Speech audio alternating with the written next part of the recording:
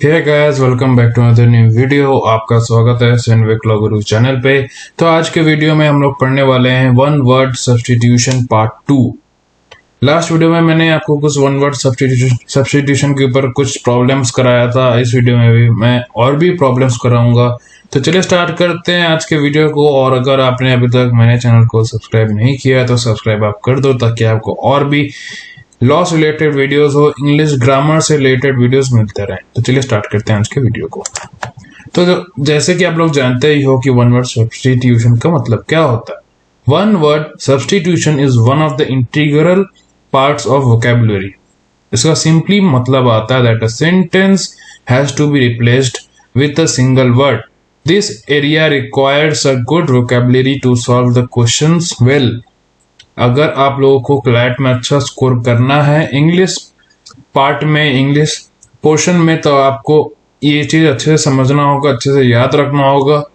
Okay, तो सबसे पहला हम लोग क्वेश्चन पे आते हैं। A government that is carried on through officers, इसका आंसर क्या होगा हम लोग अब देखेंगे। ऑप्शंस क्या है। पहला आता है ब्यूरोक्रेसी। हाँ, ब्यूरोक्रेसी ही आपका सही आंसर है, क्योंकि ब्यूरोक्रेसी का ही आपको मतलब आता है कि कोई भी गवर्नमेंट दैट इज रन और कैरिड ऑन थ्रू ऑफिसर्स। अब बाकी ऑप्शंस क्यों नहीं है हम लोग वो जानते हैं। बी क्या है। बी क्या है? एरिस्टोक्रेसी। एरिस्टोक्रेसी का मतलब क्या होता है? Aristocracy is a type of government by the nobles. Democracy क्या है? Democracy is the government by people. और डिक्टेटरशिप क्या है? Dictatorship is a government run by dictator like Adolf Hitler. Okay, अब हम लोग जाते हैं नेक्स्ट क्वेश्चन पे। A man who pays too much attention to his clothes and personal appearance. तब इसमें अब हम लोग आते हैं। तो पहला ऑप्शन क्या है? डफर। अब डफर का मतलब क्या होता है? आप लोग सुने ही होंगे स्कूल में या फिर किसी भी कहीं भी आप सुने होंगे। डफर का मतलब आता है कि कोई भी एक इनकम्पिटेंट मैन या फिर स्टूपिड मैन। ओके, स्नॉब आप लोग के लिए नया वर्ड होगा, तो अगर आपको मीनिंग इसका लिखना है लिख लो, मैं इसका बता देता हूं। Snob is a person with an exaggerated respect for high social position और wealth who seeks to associate with social superiors. Okay, तो आपका ये भी मतलब नहीं आता। अब हम लोग जाते हैं सी, दैट इज डैंडी।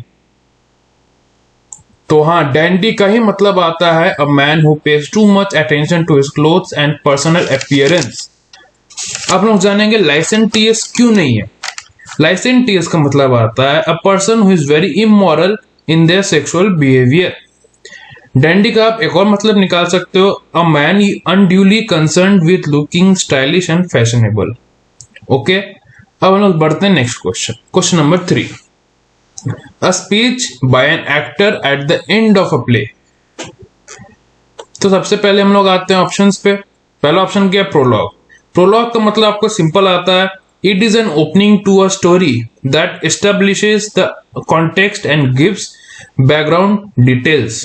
तो आपका ये वाला ऑप्शन तो नहीं होगा, क्योंकि ये स्टोरी के या फिर प्ले के सामने की तरफ आता है। एंड की तरफ क्या आता है? अब हम लोग जाएंगे अगला। बी क्या है? मोनोलॉग। मोनोलॉग का मतलब क्या आता है? मोनोलॉग का मतलब आता है a long speech by one actor in a play और फिल्म। तो अब ये भी ऑप्शन नहीं है आपका है। सर थर्ड ऑप्शन क्या है? एपिलॉग। तो हाँ, एपिलॉग का ही मतलब आता है कि a speech bye an actor at the end of a play. कोई भी प्ले का खत्म होने के बाद जो एक्टर स्पीच देता है उसको हम लोग कहते हैं एपिलॉग। तो अब देखेंगे डुओलॉग क्या होता है। डुओलॉग का मतलब आता है अ प्ले और part of a play with speaking roles for only two actors. Okay, अब हम लोग बढ़ते हैं next question. A person who brings goods illegally into the country. जो इलीगली, एक कोई भी आदमी जो इलीगली सर्टेन गुड्स लाता है किसी भी कंट्री के अंदर, उसको क्या कहते हैं? पहला ऑप्शन क्या है? इंपोर्टर। इंपोर्टर का मतलब क्या आता है? इंपोर्टर का मतलब आता है a person that brings goods और services into a country from abroad for sale. तो आपका ये तो मतलब नहीं हो गया, क्योंकि ये लीगली लाता है, फॉर सेल लाता है, for the purpose of sale. Okay, तो इंपोर्टर नहीं होगा। सेकंड ऑप्शन क्या है? इम्पोस्टर। इम्पोस्टर का मतलब क्या आता है?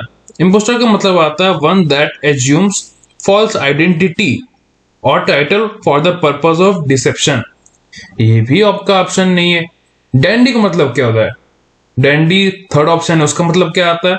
जो मैंने आपको अभी जस्ट थोड़ा देर पहले बताया, डैंडी का मतलब आता है कोई भी एक आदमी that who is unduly concerned with looking stylish and fashionable। तो आपका पहला 3 ऑप्शंस तो नहीं होगा, तो बचा कौन सा option? Last option, that is smuggler. और स्मगलर का मतलब भी यही होता है कि कोई भी आदमी इलीगली कुछ गुड्स लाता है into the country, in the country. Okay, तो ये वाला क्वेश्चन भी हो गया। Question number 5, a written declaration made on oath in the presence of a magistrate, इसको हम लोग क्या कहते हैं? तो इसमें 4 ऑप्शंस एज यूजुअल दिए हुए हैं, आपको भी ऐसे क्लैट में दिए रहेंगे, आपको इनमें से चूज करना होगा कि कौन सा सही है। तो आप जितना भी मैं आपको बता रहा हूं, इस वीडियो में बता रहा हूं या फिर लास्ट वीडियो में मैंने भी जितना भी बताया है, आप सारे नोट डाउन कर लो, आप याद रखो वो सब, आपको सब काम आएगा क्लैट में, क्योंकि आपको उस टाइम इंस्टेंट जो आपको दिमाग में रहेगा उसी टाइम आपको टिक मार्क करना है, क्योंकि आपके पास टाइम कम रहेगा। ओके, अब हम लोग बढ़ते हैं इस क्वेश्चन के ऑप्शंस पे। तो पहला ऑप्शन क्या है? डॉसियर। डॉसियर का मतलब क्या होता है? डॉसियर का मतलब होता है कि a collection of documents about a particular person. तो ये तो आपका कोई रिटन डिक्लेरेशन नहीं है made on oath in the presence of a magistrate, तो ऑप्शन नंबर ए नहीं होगा। बी क्या होता है? बी वाउचर क्या होता है? Voucher is a small printed piece of paper that entitles the holder to a discount. Voucher आपको मिलता होगा अगर आप शॉपिंग करते हो, तो आपको कोई डिस्काउंट का वाउचर मिलता होगा। तो ये भी तुम जो क्वेश्चन पूछ रहा है वो नहीं आता। थर्ड क्या है? एफिडेविट। तो हाँ, एफिडेविट आपका सही आंसर है। क्यों? क्योंकि एफिडेविट का मतलब ही होता है कि कोई भी written declaration made on oath in the presence of a magistrate. और लास्टली क्या है? डॉक्यूमेंट। डॉक्यूमेंट क्यों नहीं है? क्योंकि document is a written, drawn, presented or memorialized representation of thought. Okay, I hope कि आपको यहां तक समझ में आ गया होगा। अगर आपको समझ में कुछ भी प्रॉब्लम आ रहा है समझने में, तो आप कमेंट सेक्शन में जरूर बताइएगा। अब मैं बढ़ता हूं नेक्स्ट क्वेश्चन पे, question number 6, a person who looks. अब हम लोग बढ़ते हैं क्वेश्चन नंबर 6 पे। अ person who looks on the bright side of things, everything. तो इसमें पहला ऑप्शन क्या है? अथीस्ट। अथीस्ट क्यों नहीं होगा? अथीस्ट इसलिए नहीं होगा, या फिर एथीस्ट इसलिए नहीं होगा क्योंकि एथीस्ट का मतलब आता है a person who does not believe in the existence of God. ये तो आपको नहीं पूछा है, आपको क्या पूछा है? A person who looks on the bright side of things, तो एथीस्ट तो नहीं होगा। बी। अब हम लोग जाते हैं नेक्स्ट ऑप्शन पे। नेक्स्ट ऑप्शन क्या है? ऑप्टिमिस्ट। तो आपका यही आंसर है। Optimist is a person who looks option number B क्या है? ऑप्टिमिस्ट। तो optimist is a person who looks on the bright side of things.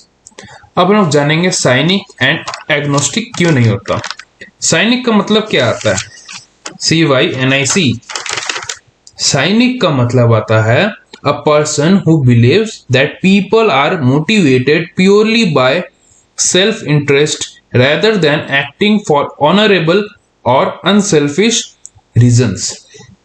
Okay, और एग्नोस्टिक का मतलब क्या आता है? एग्नोस्टिक का मतलब आता है a person who believe that nothing is known or can be known of the existence or nature of God. I hope कि आपको यहां तक भी समझ में आ गया होगा। अब हम लोग बढ़ते क्वेश्चन नंबर 7 पे। क्वेश्चन नंबर 7 पे क्या दिया हुआ है? A person interested in reading books.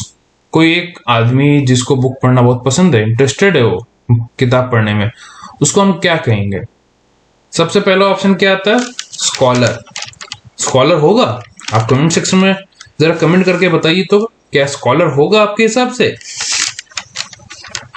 Student में हम लोग बढ़ते हैं। स्टूडेंट तो आपको पता है उन लोगों को पढ़ना पड़ता है, दे आर स्टूडेंट। ओके, तो that option is not correct. Scholar का मतलब क्या होता है? Scholar is a specialist in a particular branch of study or a person who is highly educated or has an aptitude for study. तो scholar भी आपका नहीं होगा, ए और बी आपका कैंसिल हो गया। Book keeper.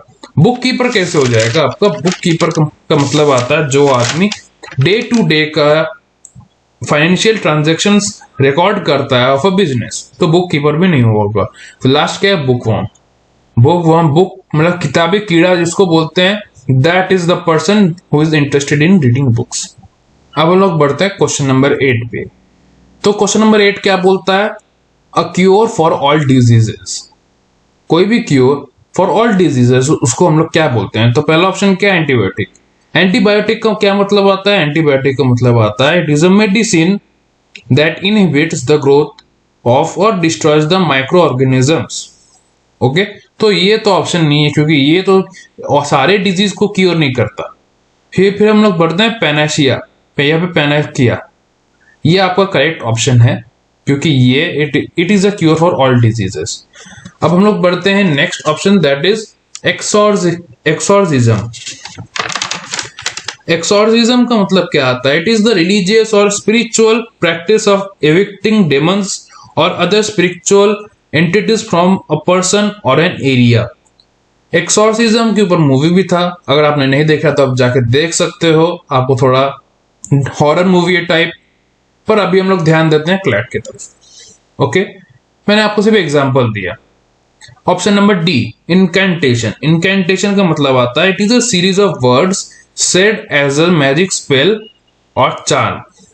ओके, अब हम लोग बढ़ते हैं next question, a sea abounding in islands, इसको हम लोग क्या कहते हैं।